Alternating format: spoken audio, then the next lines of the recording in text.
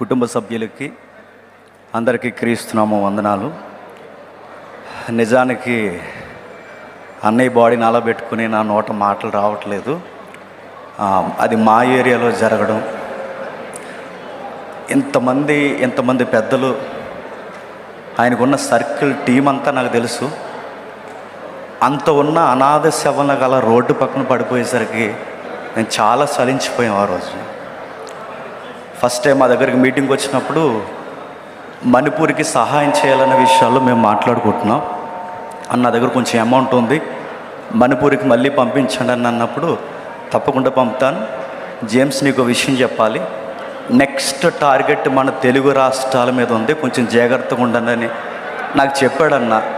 ఆ మాట చెప్పిన తర్వాత అది ఆయనకే జరగడం ఈ రోజుకి నేను తట్టుకోలేకపోతున్నాను. ఆ మాటని మాకు జాగ్రత్త చెప్పిన ఆయనకే మొట్టమొదటి ప్రమాదం జరగడం, తెలుగు రాష్ట్రాల మీద మళ్ళీ కన్ను పడింది, జాగ్రత్తగా ఉండండి అని.